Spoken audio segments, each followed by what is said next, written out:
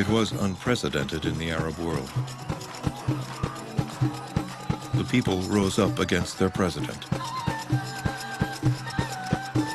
Egypt, the largest and most influential Arab country, would lead the Arab Spring.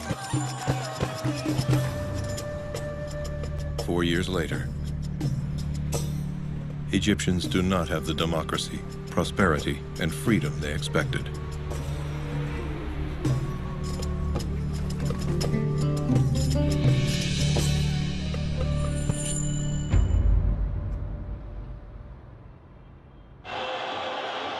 Hosni Mubarak, former Air Force commander, became president of Egypt in 1981. From day one, Mubarak ruled us by torture chambers, by martial law, by state security police, which was cracking down on dissent, surveilling us all the time, monitoring us. Egypt's foreign allies ignored the brutality of Mubarak's regime. He was kept in power by his central security police, which had no other purpose. Half of Egypt's population lived on $2 a day. Government subsidized bread, electricity, and oil. Mubarak created the illusion of democracy. He permitted opposition political parties and media, but made sure they were too weak to threaten him. We did not feel that we could overcome this strong regime. We felt that things were bad and we were right, but that we had no power. Tourists enjoyed the exotic glitter, but Mubarak's Egypt was dark and corrupt. Billions of dollars in public funds ended up in the pockets of public officials. Egyptians were known as patient, tolerant, apathetic. A Western coalition, led by Americans, invaded Iraq in 2003, unleashing a furious reaction in the Arab world. Egyptians came into the streets. Opposing the invasion was permitted, but when crowds chanted, "Mubarak, leave," the arrests began. After that, some Egyptians began to think to themselves, why do we go out and make demonstrations because of Iraq and Palestine, but not for ourselves? We also need democracy and freedom. Mubarak was certain to win a fifth term in 2005. His son, Gamal, held the most important post in the ruling National Democratic Party and was being positioned to succeed his father as president.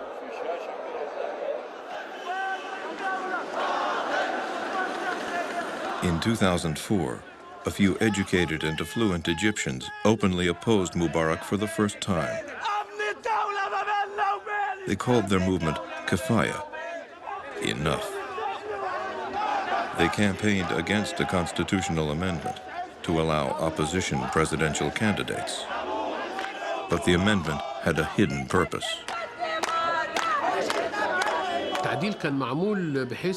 The amendment was made so that the heir to Mubarak would be Gamal Mubarak. And all the symbols of this regime were aiming towards this. So our slogan was, no to extending his term, no to the inheritance, illegitimate.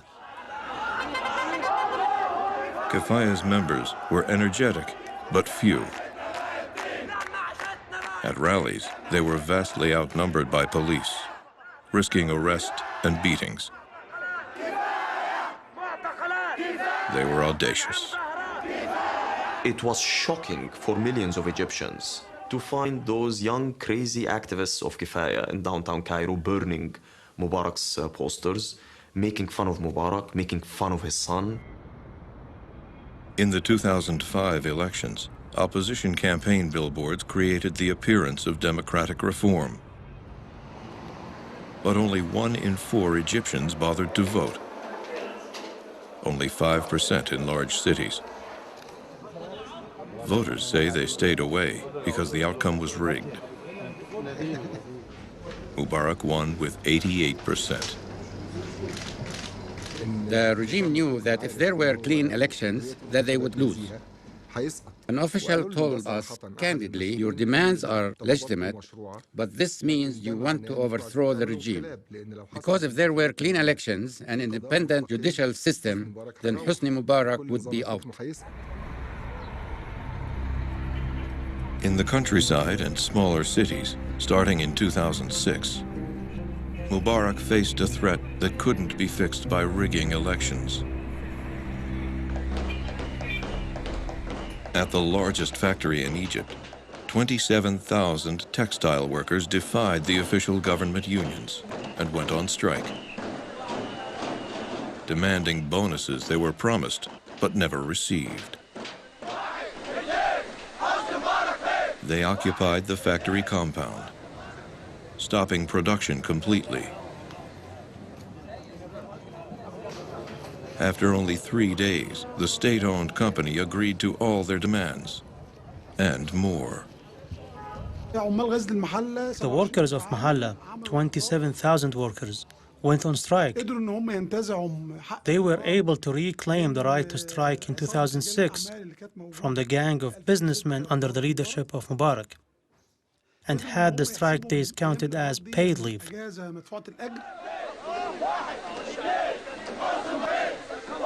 Across the Nile Delta and across Cairo and in Alexandria, virtually every single textile mill in Egypt went on strike demanding the same gains as Mahalla.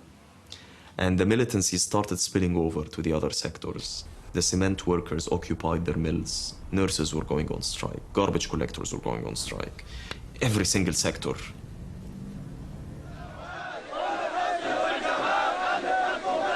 The regime thought that as long as the demands were kept narrowly defined and linked to pay raises, labor contracts, then this is something that we can respond to positively because that's the way you contain these protests.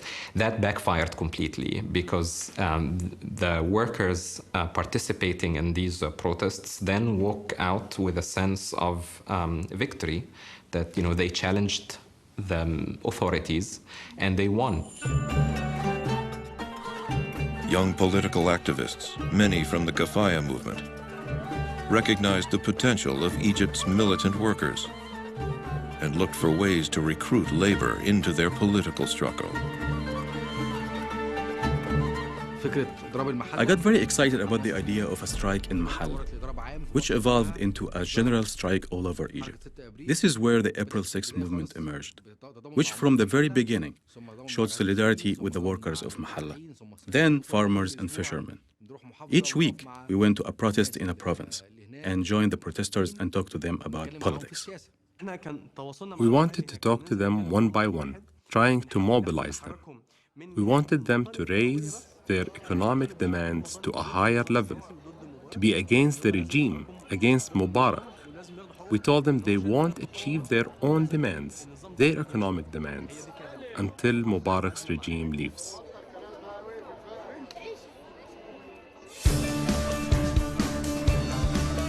YouTube videos by the April 6 youth movement featured a clenched fist on banners, posters, and T-shirts. The raised fist had been used by liberation movements for decades. April 6 borrowed the version used by a Serbian resistance group. The April 6 movement took its name from the date of a planned strike by textile workers.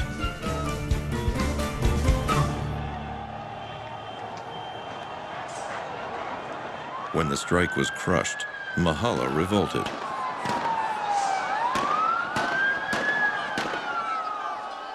The date, April 6, became the battle cry for youth resistance. Workers were reluctant to join with the April 6 youth, whose middle-class perspectives were far from their bread-and-butter concerns. But in time, workers realized their only choice was to oppose Mubarak. The middle class was afraid it might collapse. That caused the entire society to look around and think that the Mubarak regime was their enemy number one. People wondered whether they could confront his regime, especially with a police force of 1 million. And we said, how are we going to face this police force?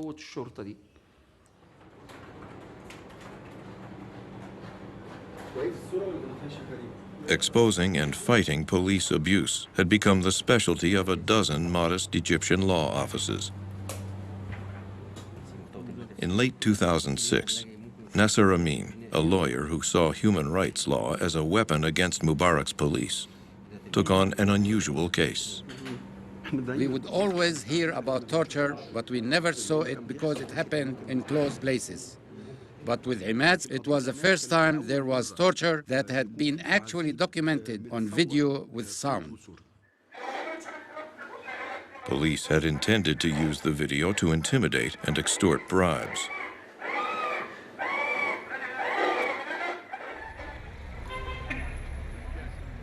Ahmad Kabir had been arrested when he tried to help his cousin in an argument with police. Without even knowing his name, lawyers spent 5 months finding him. This man himself, who was tortured, Imad, was extremely afraid of me. So it was a very difficult task for me to convince him that he should defend himself and claim his rights.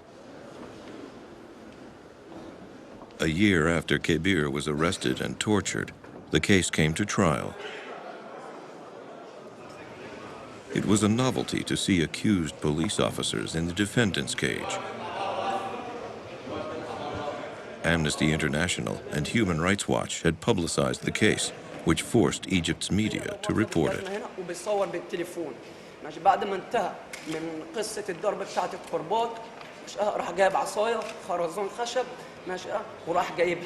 راح حطيت على المؤخره بتاعتي وفضل يقول لي انت قول انت كذا وكذا ماشي انت خول انت مره وما فيش حد عنده قرابه امك كذا وابوك كذا ماشي.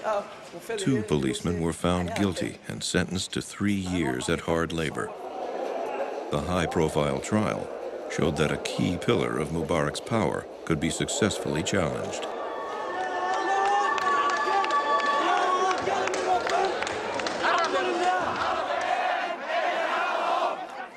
An unexpected uprising against police abuse erupted in mid-2010. Young people poured into the streets carrying photographs of Khaled Said, a 28-year-old who was beaten to death by police. A photo of the disfigured corpse circulated on the internet. A Facebook page, We Are All Khaled Said, mobilized hundreds of thousands of young people.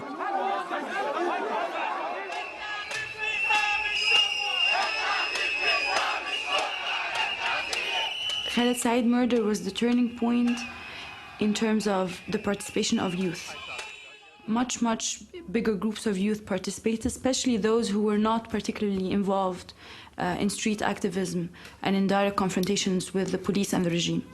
And I think starting from the movement of Khaled Said, we realized that very soon something's going to happen. In the November elections, turnout was even lower than usual.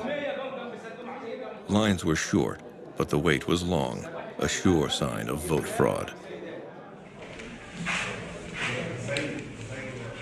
Complacent NDP officials made no effort to hide their manipulations. Ballot box stuffing was captured by cell phone cameras as party officials methodically marked ballots. Even compared to the previous election in 2005, it was, the rigging and was much worse, and the results were 97% for the ruling party. الانتخابات دي مش نزيهه، فين هي النزاهه؟ لما كانوا بيعلنوا فوز لمسكين الدوله.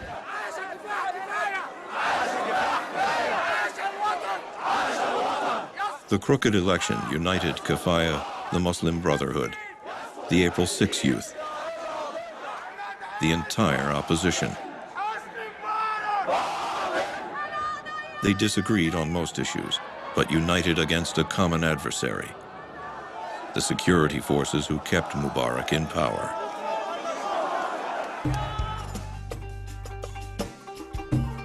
The Khalid Said Facebook page called for a nationwide protest against police on Police Day, a national holiday. January 25th, 2011.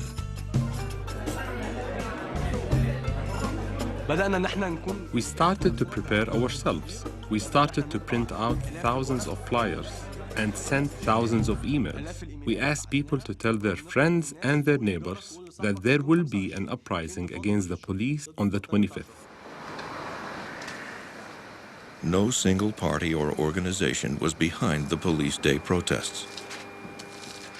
Anger at police brutality was enough to mobilize almost everyone. Everything we were doing was actually a contribution to something massive. Eventually, you know, a press interview, a court case, a successful sit-in, and suddenly everything falls in place, and you have a movement that is not organized, has no leadership, and has no vision or roadmap for change, but that has the sheer power of mobilization, and that's all you needed. Police Day protests were 3 weeks away when events in Tunisia, thousands of miles away, forced a change of plans. Mohamed Morsi, a seller of fruits and vegetables, had been harassed by police for years. When his complaints were ignored, he poured gasoline on himself and lit a match.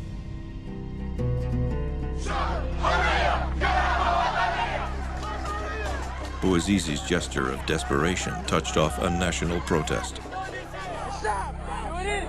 Tunisian President Ben Ali fled the country after 24 years in power.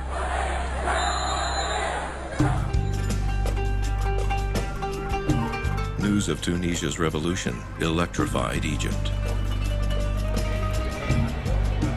The reaction on the street, you could literally walk on that night when Ben Ali left in the street and you could hear people talking about, you know, this is coming.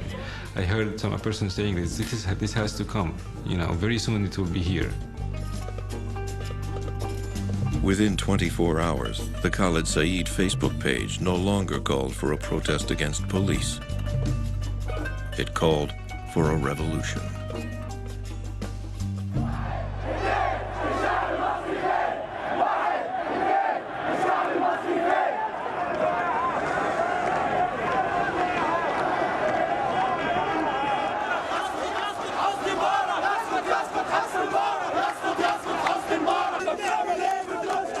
I was getting news that similar protests were happening elsewhere outside of Cairo. And that's when I started texting and calling people, telling them to come, because I thought this was a glorious day that we should not miss.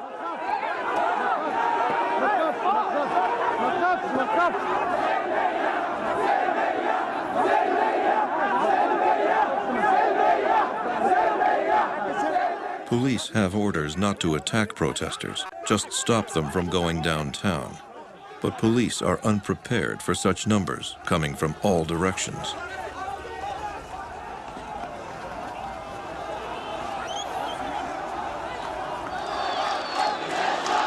"4 p.m. They've taken Tahrir Square. They have no plan for what to do next. The moment we reached Tahrir, that was like euphoria. And finding thousands and thousands of people coming from everywhere, and that the marches from other neighborhoods made it to Tahrir as well, I had no clue or idea or faith that this is going to still turn into revolution. 5 p.m. Police begin to clear the square.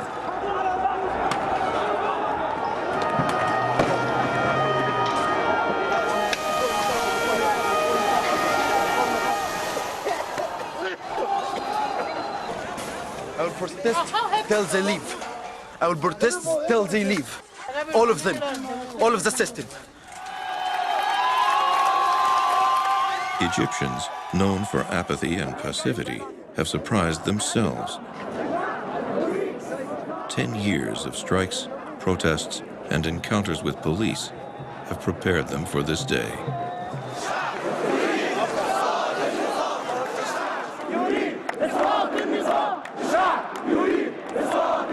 Someone shouted, "الشعب يريد إسقاط النظام." The people want the fall of the regime. And it resonated with everyone because it had this amazing power of the people demand.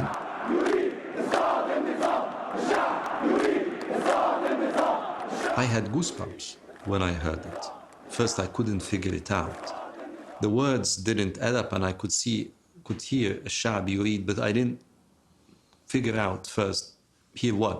And the minute I figured it out, I said, oh my God, this is, we're calling for this. We're going all the way to ask for the downfall of the regime. And it touched a nerve, and it spread throughout.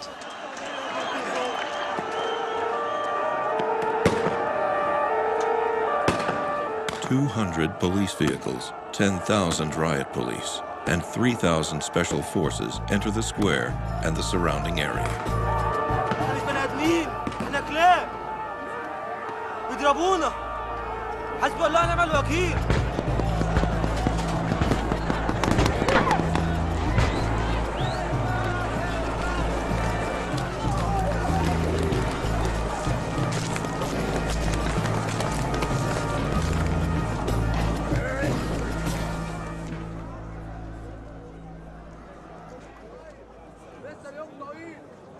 A few protesters stay in the square overnight. But security forces are regaining control of the city. Resistance leaders have spent the night planning how to sustain their momentum.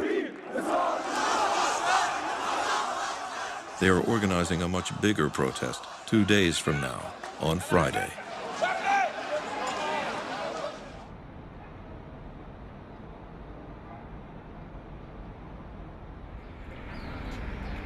Egypt sleeps late on Friday mornings, the Muslim holy day.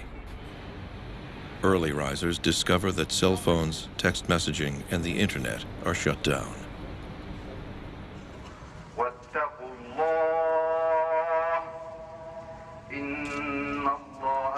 Communal prayers at Cairo's mosques are jammed.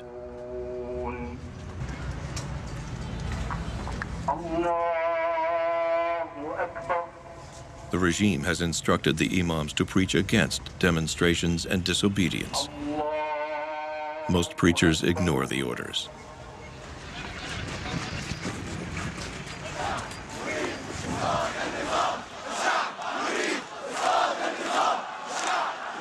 After prayers, the congregations surge into the street.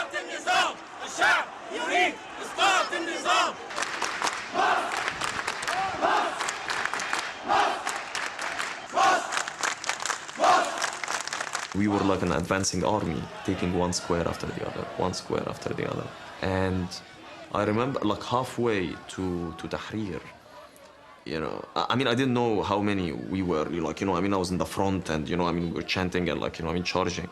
And then suddenly, I looked back, I was like, bloody hell.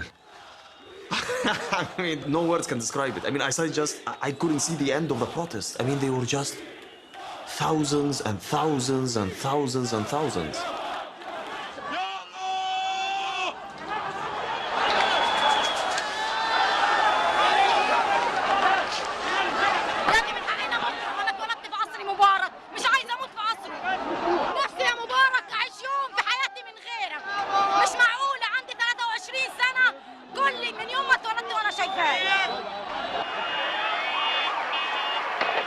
In late afternoon, only one entrance to Tahrir Square is still blocked. Qasr el-Nil Bridge, a link to the western part of the city. On the 28th of January, when we were on the Qasr el-Nil Bridge, that was a moment when I felt that I am happy to die for this, and we are not going to go back. We have to persevere, and we have to make it to Tahrir Square and, sit in until he leaves.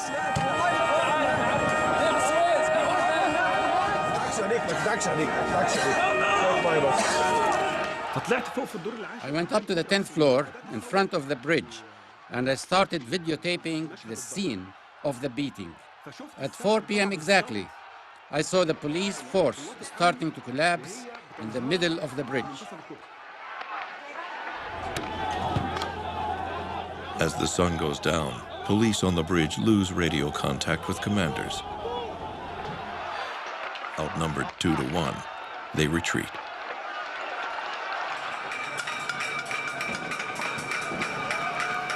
After dark, police vanish completely. In their absence, the army now appears.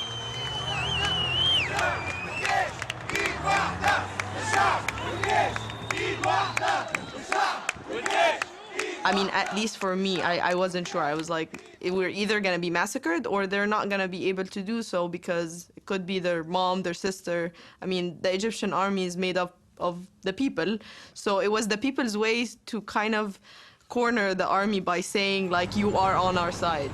The army and the people are one hand.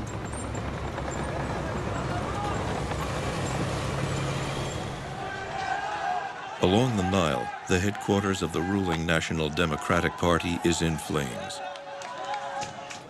No one is enforcing the law. At 1 in the morning, Mubarak goes on television.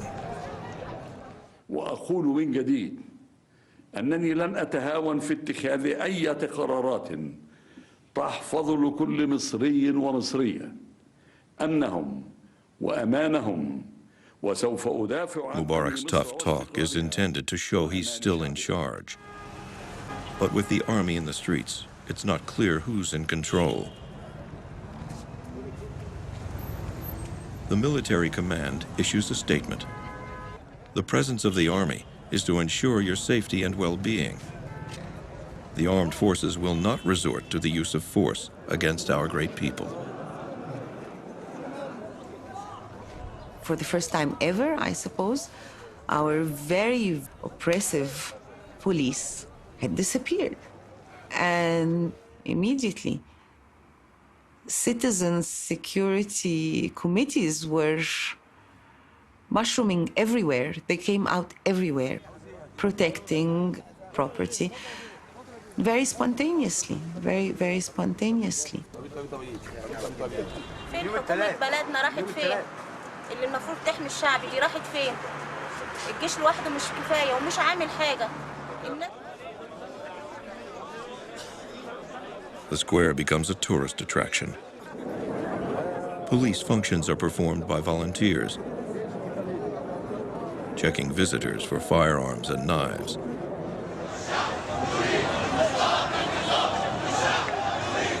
Mubarak's opponents never expected to get this far.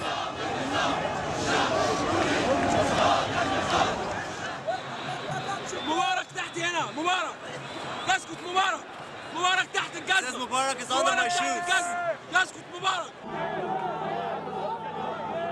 Although the army is stationed throughout the city, a few protesters confront a remnant of the security police guarding the Interior Ministry.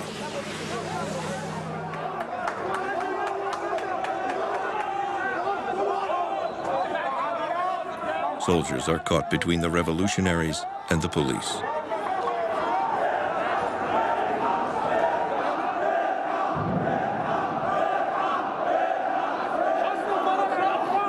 For the first time, the people are not afraid of the police. The police don't like their new status.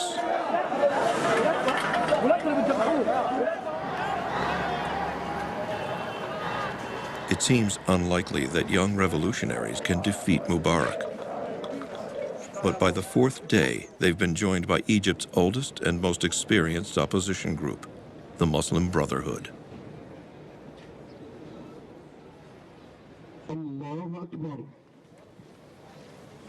The government and the regime always use the Brotherhood as a scapegoat. If the Brotherhood had organized everything and announced they were going into the streets, the government would have used violence and suppression against it, on the pretext that the Brotherhood is a violent group. The brothers avoid confrontation, working cautiously toward an Islamic society. Officially outlawed, they ran as independents in the 2005 parliamentary elections and won 87 seats. They've cultivated a reputation as uncorrupted and pious, as compared to Egypt's rulers. Their slogan, Islam is the solution. We thought that the change would come through Islamists. So we were surprised by these youth with non-Islamist demands that everyone agreed on. I think they taught us a very important lesson. We must rise above ideologies. We have to act as one hand and agree on the demands. They won't unite with me if the slogan is Islam is the solution. They will only agree that freedom is the solution, democracy is the solution, justice is the solution, and dignity is the solution. Mubarak addresses the country on the night of February 1st. إن حسني مبارك الذي يتحدث إليكم اليوم يعتز بما قضاه من سنين طويلة في خدمة مصر وشعبها. فيه عشت وحاربت من أجله ودافعت عن أرضه وسيادته ومصالحه وعلى أرضه أموت وسيحكم التاريخ علي وعلى غيري بما لنا أو علينا. إن الوطن باق والأشخاص زائرون.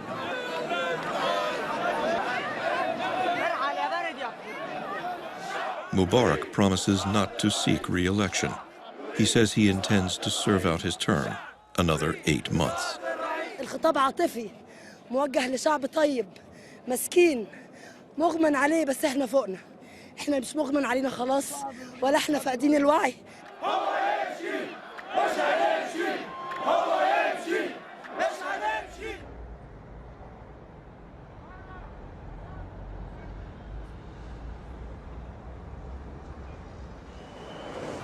In morning light, away from the square, Mubarak's speech has aroused genuine sympathy, shifting momentum away from the protests. هو ده الصح اللي هو قاله الرئيس ان هو يكون موجود يكمل بقيه المده بتاعته وبعد كده نختار اللي احنا هنختاره. Until now, Mubarak partisans have stayed away from Tahrir Square.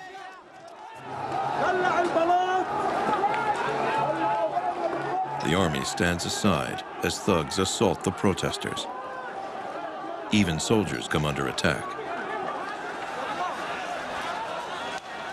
Mubarak's ruling party organizes a charge of horses and camels, recorded by foreign television cameras. The scene is ignored by Egyptian state television.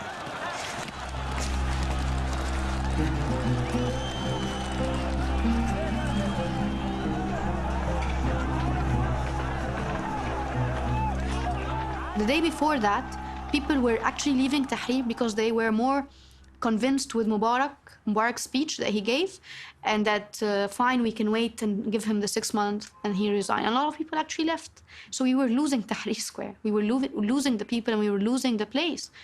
But then the next morning when they did that, they provoked everyone. So the numbers that had left came back.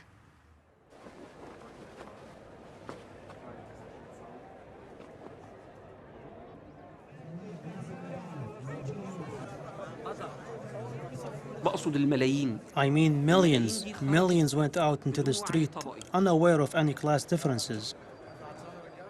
There was the spirit of revolution, the spirit that inspired people to sacrifice their lives and to engage in self-denial and to show the best and the most beautiful of themselves.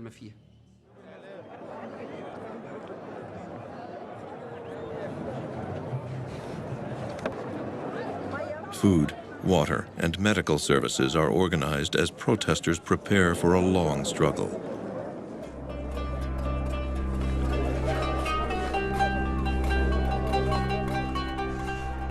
I remember it distinctly, 5th or 6th day, when we could see what it is we have accomplished. You know, that we were telling each other, lift up our heads. It's something to be proud of. We've accomplished something, and we're we're talking to ourselves, we're talking to each other. Because I think what happened is momentous. It was something that in the long history of Egypt has never happened before.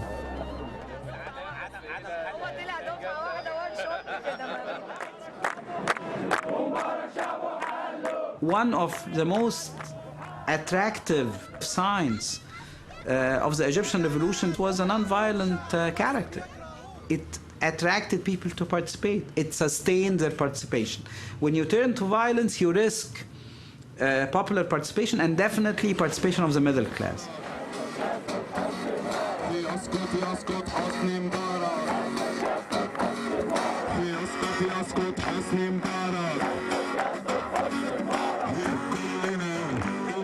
We were worried that we're going to become, some sort of a museum where a lot of people would actually come and watch what's going on in Tahrir. A lot of good things are being said about these people. We had managed to change the image, but not the facts on the ground. So people would come and watch what was going on, buy some food and drinks, and then they go home, right? But then they're counted, right? So that was good for us, but not enough. Egypt's banks are closed. Workers are sent home. Tourists disappear.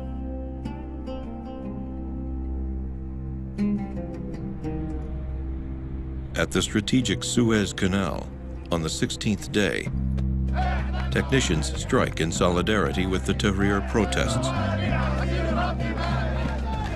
Strikes spread quickly to workers in military production, public transport, oil, hospitals, railroads. On Wednesday, when these mass strikes started, that's when I knew it's over. It's over.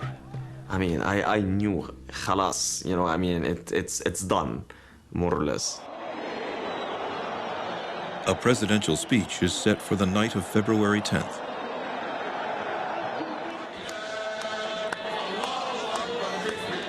Expecting a resignation, Egyptians begin celebrating. أتوجه إليكم جميعا بحديث من القلب، حديث الأب لأبنائه وبناته. أقول لكم إنني أعتز بكم رمزا لجيل مصري جديد. لقد كنت شابا مثل شباب مصر الآن عندما تعلمت شرف العسكرية المصرية والولاء للوطن والتضحية من أجله. أفنيت عمرا دفاعا عن أرضه وسيادته. شهدت حروبه. Mubarak's fatherly ramblings are not what they want to hear. Rumors are circulating that the army will remove him against his will. The army takes over or doesn't take over, he has to leave. We don't mind that the army takes over. It's all right by us, but let him leave.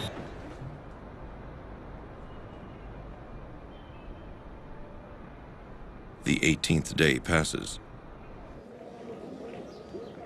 At 6 p.m., Omar Suleiman, an army intelligence officer, makes a public announcement. قرر الرئيس محمد حسني مبارك تخليه عن منصب رئيس الجمهورية وكلف المجلس الأعلى للقوات المسلحة لإدارة شؤون البلاد والله الموفق والمستعان.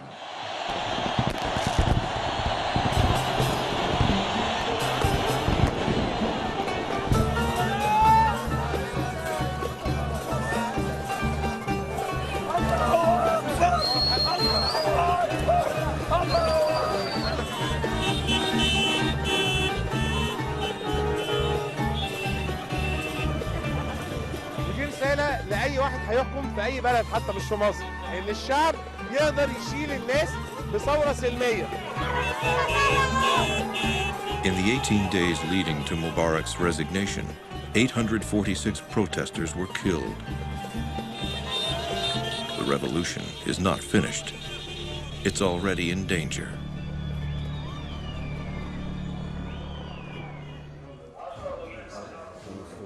Egypt has no president. In Tahrir Square, revolutionaries and their tents are removed on orders of the Supreme Council of the Armed Forces, SCAF. SCAF will run the country until elections. Parliament is dissolved. The Constitution is suspended. After Mubarak left and SCAF took over, we felt that that's it, that the people are going to rule and the revolution has been successful and that we're going to determine our future, the people's will.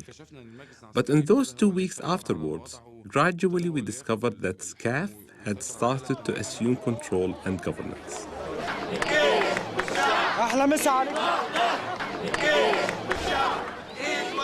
The soldiers are welcomed. But now that Mubarak is out, the generals have a new agenda, and it has nothing to do with the revolution. Many people thought that, well, even if they are Mubarak's generals, I mean, they are retiring anyways, they are old people, and they have seen, the power of Tahrir Square and the power of the Egyptian people. They're not gonna mess with us. Revolutionaries went into the streets. But it was military generals who gave Mubarak the final push. Popular protest gave them cover for a quiet coup that stopped Mubarak's son from succeeding him. It's the only goal the military and the revolutionaries share. I don't believe an army would ever lead a country from oppression to democracy. So from day one, from the 29th of January, actually, when they said the army is there around us to protect us, I was like, oh, okay. Something is being planned and it doesn't smell good. Egypt's military wants no political role. The generals strike a bargain with the Muslim Brotherhood, now in imposing new headquarters. The brothers will govern day to day. Behind the scenes, the military will hold the real power. Because they had been persecuted and imprisoned, or because of their political inexperience or naivety, the Brotherhood leadership decided on the easy solution and sided with the military as a superior power. This was a point of disagreement between us. Which is stronger, the military or the people? They bet on their relations with the military. We have had military rule in Egypt for 60 years now, since the 1952 coup d'etat. But there was always this cover-up where the administration appeared civilian. The removal of Mubarak has just shown the reality. Protesters returned to the square through spring and summer, denouncing martial law. And the security police, who are still in their jobs after killing over 800 protesters. Military rule has become unpopular. I would say I want them to step down now. They need to move on. They haven't been doing a good job running the country these past few months, and I don't see them doing a good job the coming few months. We need a civil state. We need civilians representing the country, the population, to run it. الموجودين في الميدان دول برضو سيتم إخلاء الميدان منهم، واحنا حريصين على كده لعودة الحياة إلى طبيعتها بميدان التحرير بكل حزم وبكل قوة. As soldiers repeatedly clear the square, bystanders join in to help them. Most people are tired of revolutionary chaos. We left the square. That was our biggest mistake. We should have occupied it until we had imposed our conditions on them. The second mistake was that some of us trusted SCAF, and we thought they could help us bring change. The third mistake, in my view, was our inability to organize ourselves as revolutionary forces. There will be times where there are victories, times where there will be defeats, and the barometer for whether we're going forward or backwards should not be Tahrir Square and how many people you pull together in Tahrir Square. We are doomed if we don't take Tahrir to the factories, to the university campuses, and to the workplaces in general. Little is left of the revolutionary fervor. The Muslim Brotherhood no longer joins in street actions. The momentum is gone. People got tired a lot.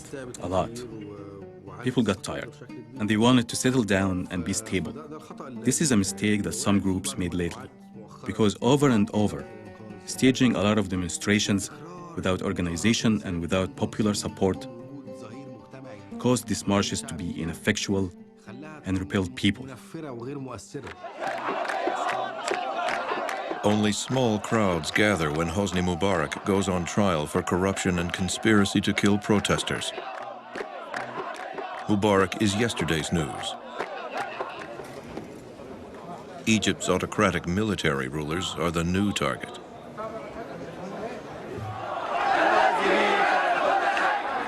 In early October, hundreds of Coptic Christians marched to Maspero, state broadcasting headquarters, to protest the burning of a church.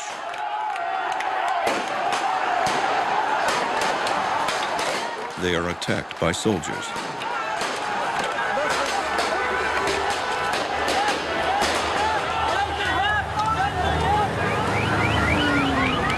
Armored personnel carriers intentionally drive directly into the crowd.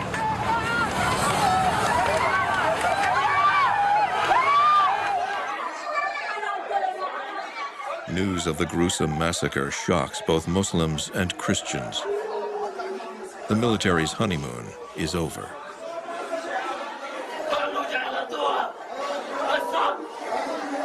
I personally took part as a member of the National Human Rights Council in the fact-finding commission at Maspero. And I could not whitewash the crimes committed at Maspero. And I said that the commander of the military police should be sent to trial because this is premeditated homicide they committed. New street protests erupt when SCAF attempts to control the drafting of a new constitution. Anti-SCAF protesters are attacked in Mohamed Morsi Street, near Tahrir. Medical teams call it systematic revenge, intended to kill and injure, not just disperse the protests.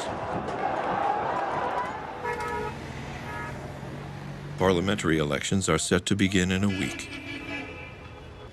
Civic forces demand a delay, saying it would be wrong to hold elections while protesters are still being killed. A Muslim Brotherhood leader rejects any delay. When they told him that they were against the post-revolution parliamentary elections, mentioning the tension and deaths resulting from the Mohammed Mahmoud clashes, he said the elections must be held. And he was focused on the elections, no matter whether the people were dying or anything else.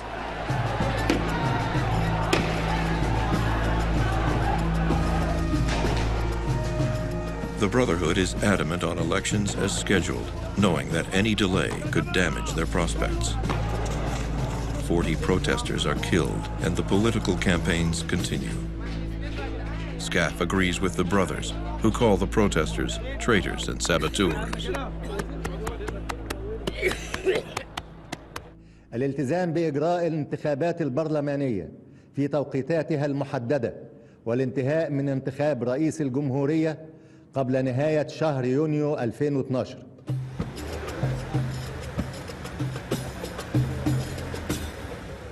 SCAF's generals believe that parliamentary elections will end the anti-military street actions and restore their credibility. Egypt's freest elections in over 30 years attract even the skeptics. I definitely have a lot of doubts, and just like I heard someone on television saying yesterday that these elections are the victory of hope over reason, because according to all reason, we don't really think that it's going to be a fair process, but we really hope for that to change.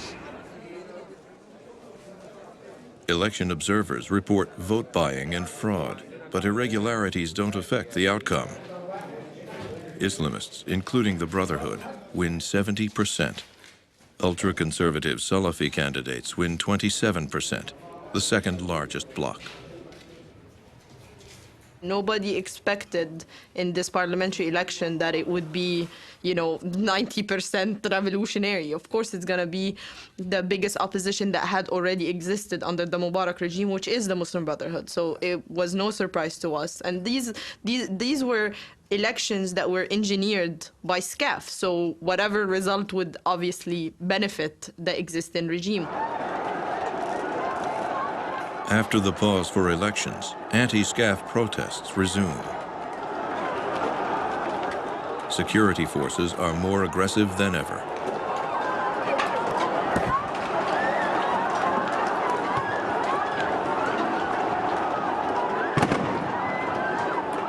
A colleague came in with this newspaper, with the front page, a girl being stripped out of her clothes. Said, let's do something to make this more obvious to people. So if it's just on a newspaper, let's put it on videos or something. And then someone said, and let's call it kadibun. Askar Kasibun, military liars, uses videos to expose military and police abuse of non-violent demonstrators. القوات المسلحة ليس عندها منهجية في استخدام العنف.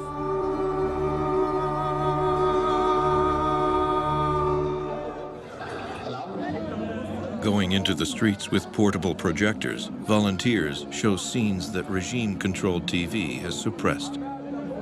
Military violence, juxtaposed with military denials.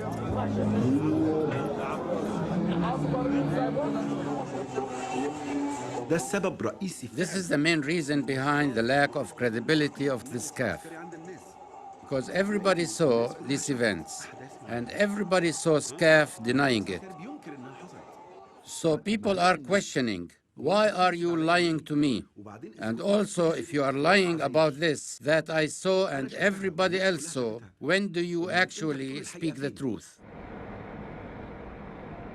It's all about the army keeping its very, very privileged status, where it's not held accountable to anyone, where the generals hang on to their huge gains, their villas, their cars, their millions in the banks, their commissions on everything, and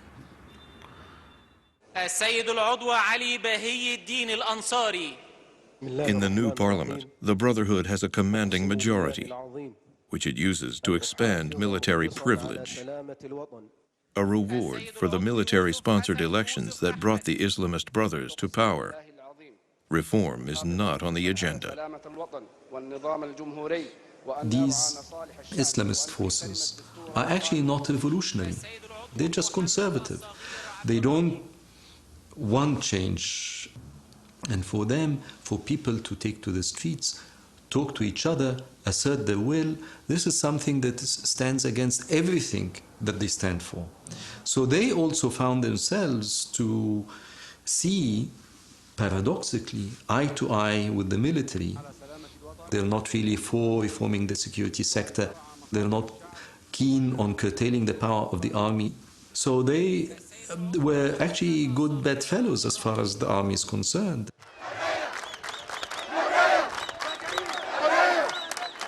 On the first anniversary of their revolution, protesters come back.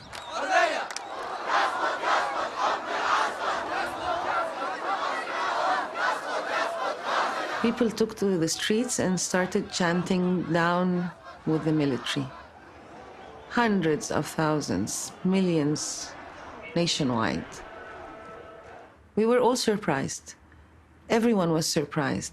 My guess is the Supreme Council for Armed Forces was surprised by the huge turnout. So at that point, I realized the revolution is still ongoing.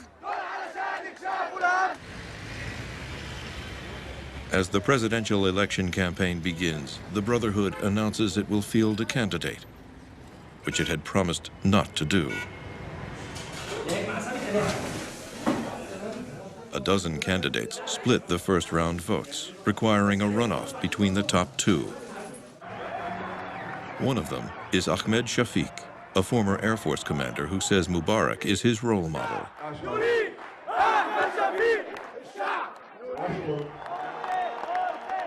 Shafiq's opponent is Mohamed Morsi, a high official of the Muslim Brotherhood, head of the Brotherhood's political party, the FJP. In the runoff, it was between Morsi and Shafiq. We didn't support Shafiq at all because that would mean the revolution would be totally lost. He was a military man and part of the old regime. So we had to support his opponent, who was Morsi, in order to defeat Shafiq. Morsi wins with 51% of the vote, only because many Egyptians are terrified by the thought of a Mubarak loyalist as president. Now, finally, we have a president who's an Islamist.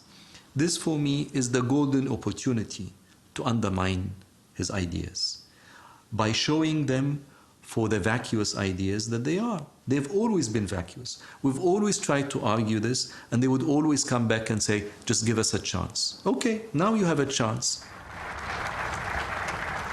SCAF puts on a show to transfer power to the new Brotherhood president.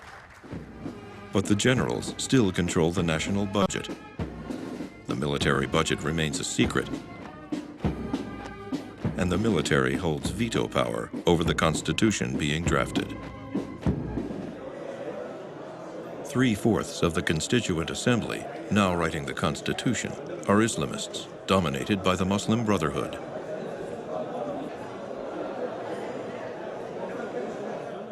When I was in the Constituent Assembly, I had friends and acquaintances from different political parties who criticized me and said, "Why are you being part of this? You know the majority of the assembly are brothers." So my response was, "Give us a chance and let us try. We might produce a good constitution. Maybe we can exercise pressure from within the assembly so we can produce a good constitution." The work begins cordially. But as the weeks pass, civic forces and minorities are overruled by the Islamist majority.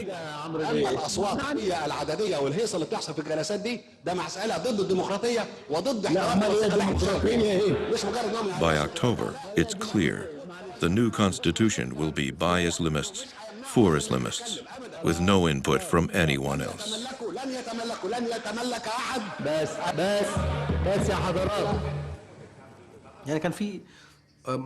A lot of principles were agreed on. But all of a sudden, just before the referendum, all these agreements were changed. That was the main reason many people, including myself, withdrew from the Constituent Assembly. They mentioned something about equality, right to free expression, right of assembly, right to free movement, the right to public participation, not to be subjected to murder, respect for rule of law. I mean, all types of right. However, they added a clause at the end of this, saying that all these rights we just listed cannot be exercised in contradiction of the principles and doctrines of Islamic law, meaning all these were annulled. Constitution drafting is entirely in the hands of the brothers and their Islamist allies. When threatened by a legal challenge to the drafting process, President Morsi decrees that his actions are final, beyond even the reach of the courts. He has placed himself above the law.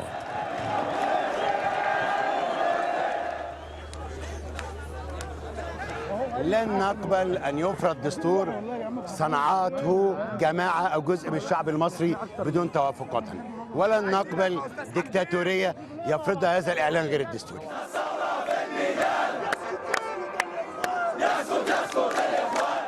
طيب اللي موافق على أغلبية مجلس النواب منفردا. Islamists vote out their constitution in a single all-night session. The Brotherhood has destroyed its image as an uncorrupt, clean meritocracy. which it took 80 years to build. أغلبية ثلثي المجلس النواب منفردا هي الأغلبية. They don't act as if their presence in power after the revolution is democratic or a product of the revolution. They think that this was a historical opportunity for them to seize the Egyptian state institutions in order to achieve their own particular project, the group project, the Islamic project in general. And this is against democracy.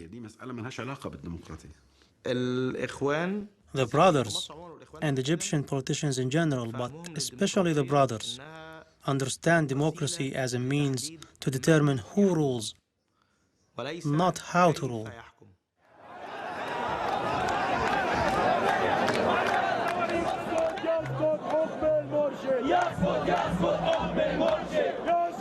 The presidential palace is now the target of demonstrators, night after night.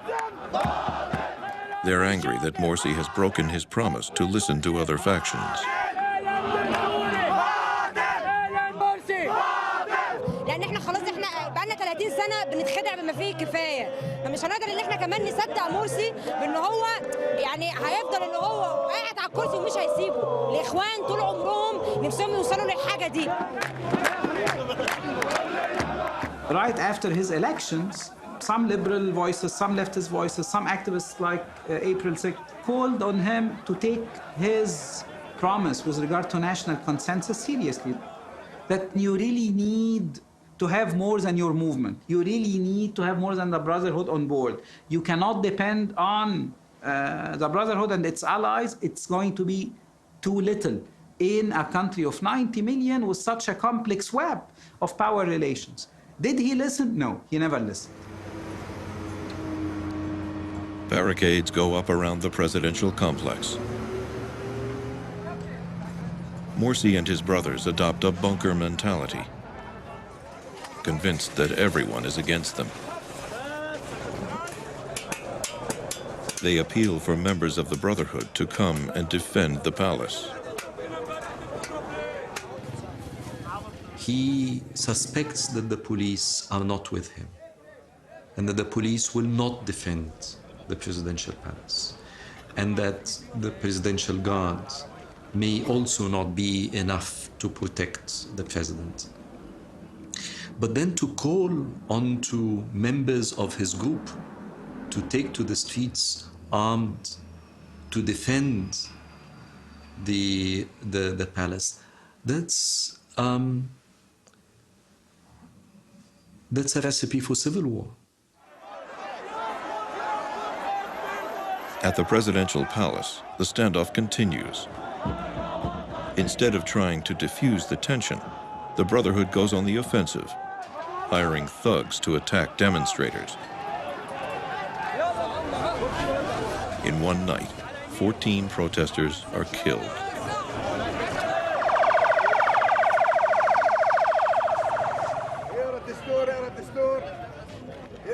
Copies of the draft constitution are available everywhere. Only a few voters actually read it.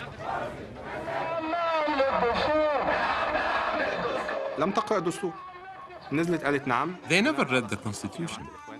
These people just trusted the brothers because the brothers told them, if you say yes, it will bring stability and the economy will improve. Others said, this is about religion and Islamic law. Say yes because you're saying yes to Islamic law. But in fact, this is not about Islamic law, the economy, or stability. This is about a constitution that will govern the country for years, and there should be justice, liberties, and national pride. It should preserve human dignity. This is what we demanded. In a popular referendum on the Constitution, turnout is barely a third of eligible voters. 63% vote yes, but low turnout means that only 1 in 5 have approved. It's not a referendum on the Constitution. It's a no-confidence vote on the Brotherhood.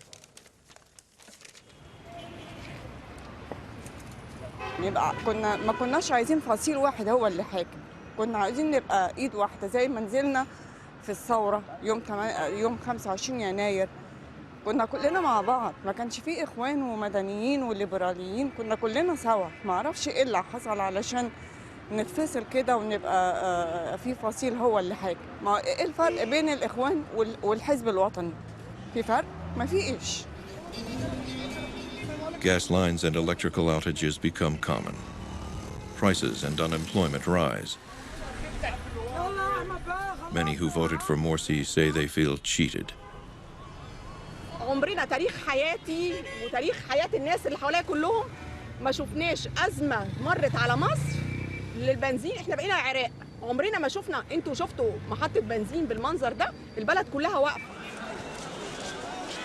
A faltering economy is one sign of the Muslim Brotherhood's ineptitude, along with its secretive, top-down decision-making and disdain for consensus.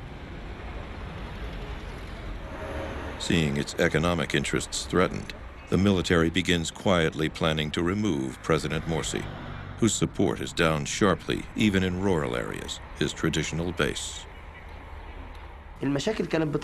Every day, the problems got worse and worse.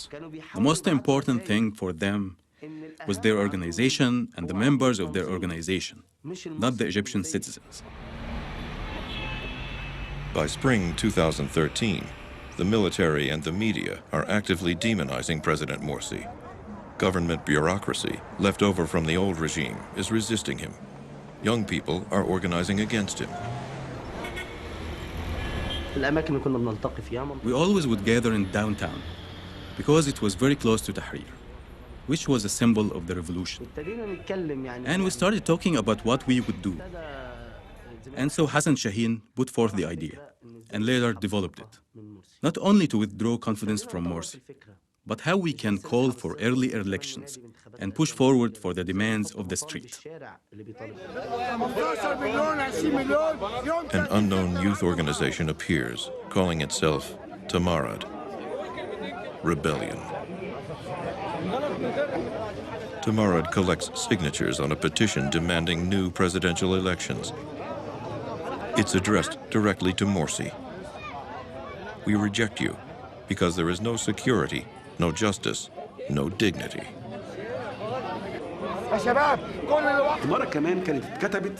The petition form was written in simple language. There wasn't any talk about politics or anything like this. It was very colloquial language.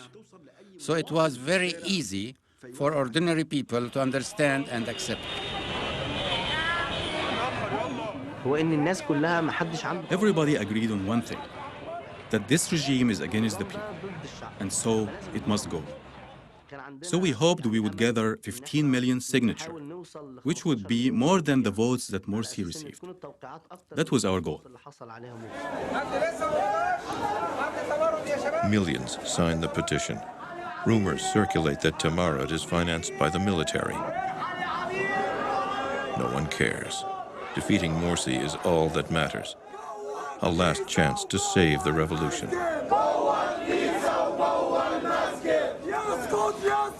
I was in a moral crisis. I was like looking around and then I saw these kids with the leaflets for Tamarad. Then I read it and they were asking for early elections. And I said, yes, that's the answer. You know, I don't want him to continue. This is too dangerous for 4 years. I don't think the country can withstand 4 years of this. This is just untenable. And I signed it.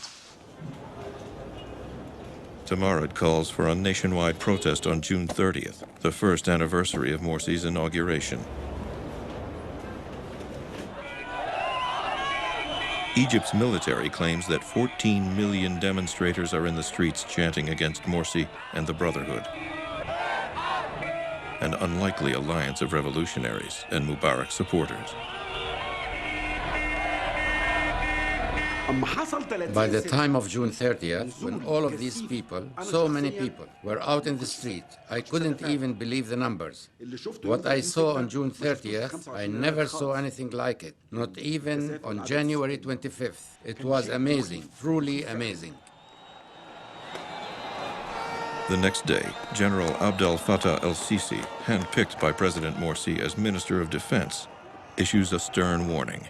وتهيب القوات المسلحة بالجميع بأنه إذا لم تتحقق مطالب الشعب خلال المهلة المحددة فسوف يكون لزاما عليها استنادا لمسؤوليتها الوطنية والتاريخية واحتراما لمطالب شعب مصر العظيم. The general gives Morsi 48 hours to respond. وإجراءات. إذا كان الحفاظ على الشرعية ثمنه دمي أنا فأنا مستعد أن أبذل ذلك رخيصا في سبيل هذا الوطن واستقراره حسبة لله سبحانه وتعالى. حسبة له سبحانه وتعالى. Morsi is defiant. He refuses to call new elections. He vows to protect his constitutional legitimacy. Energized by his defiance, Morsi loyalists don't realize they've already been defeated. إلا أن خطاب السيد الرئيس ليلة أمس وقبل انتهاء مهلة 48 ساعة جاء بما لا يلبي ويتوافق مع مطالب جموع الشعب. General El-Sisi announces that the armed forces, responding to the demands of the people, have deposed Mohamed Morsi.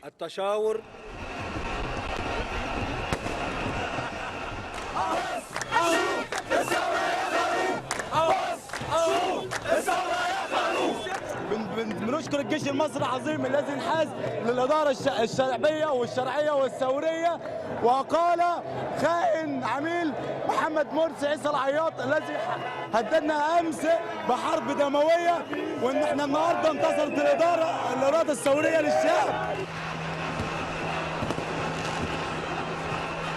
After only a year, Brotherhood rule is finished. People call it the Second Revolution. But not everyone approves the way it was done. I identified what happened as a coup, because at the end of the day, you cannot remove an elected president without going back to the ballot box, without going back to election. General El-Sisi is a national hero.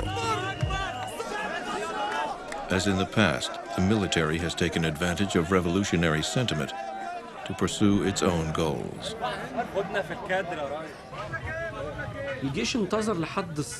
The army waited until the fruit was completely ripe and picked it. And that's my disagreement with them. They considered themselves the sole power that toppled Morsi. They deprived our movement of its revolutionary character.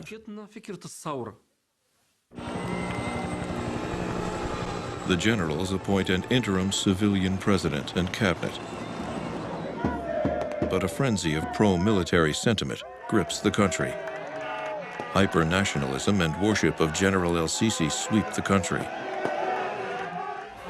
Support for Egypt's army has fallen since Morsi was deposed, but it's still the most trusted institution in the country.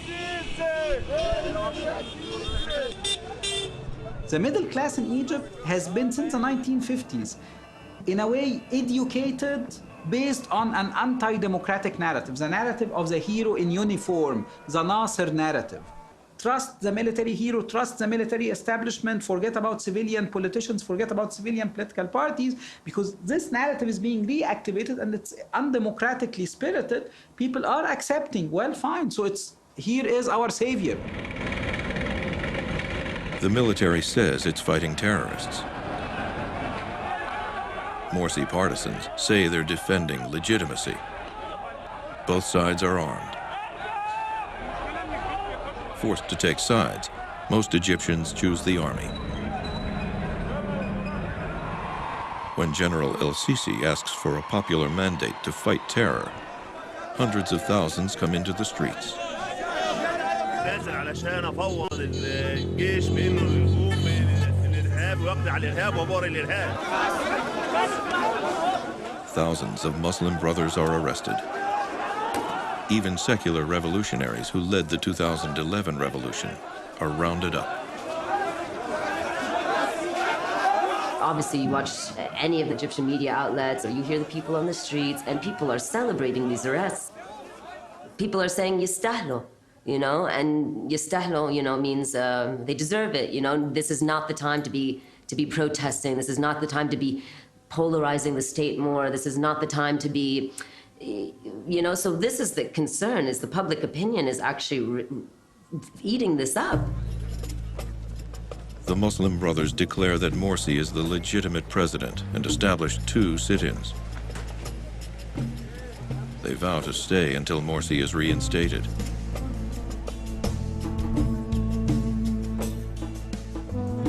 The larger camp in North Cairo swells to 80,000, engulfing an entire neighborhood.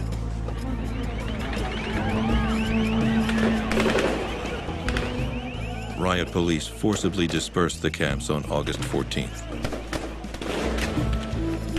General El-Sisi says they threaten national security.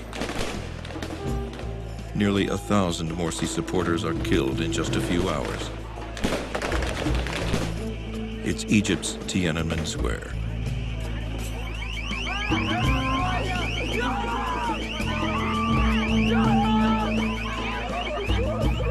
There's very strong evidence that this was premeditated. This is negligent at best and mass killing at worst. The problem is that it is justifiable in the eyes of millions of people, because this was done in people's names, very explicitly. Sisi said, "I need a mandate," and people took to the streets to give him a mandate, and this is what he did with the mandate. So it's a very, very deep scar. This is not something that will be fixed anytime soon. Sisi, you are a killer! You are a killer! Mad killer! Sisi, we will kill you! We slaughter you! Through!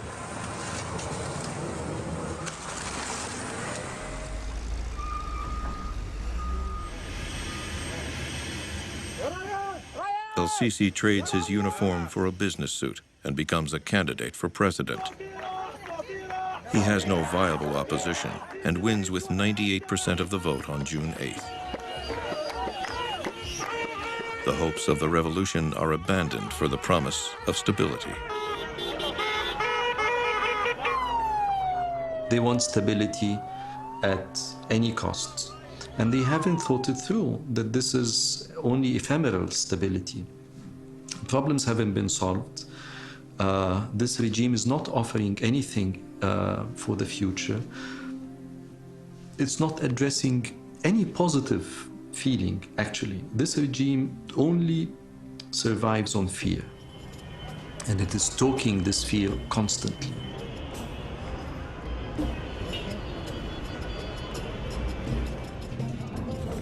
Egypt's police state is reborn. Labor unions, human rights groups, the media, and civil society suffer the worst repression in more than 50 years. Egypt's revolutionaries and pro-democracy activists face a long struggle.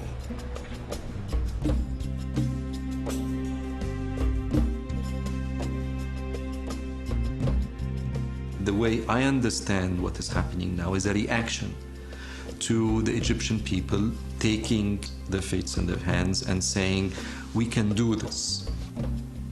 We're the ones who learned. They're the ones who are not learning anything. We're the ones who are accumulating experience and asking ourselves what went wrong. But something has snapped. Something seriously has snapped in the very foundation of the Egyptian political system. And the Egyptian people are speaking up, and they've tasted what it means. It's been very messy and it's been very bloody. But we know what it takes, and this is too precious to let go of.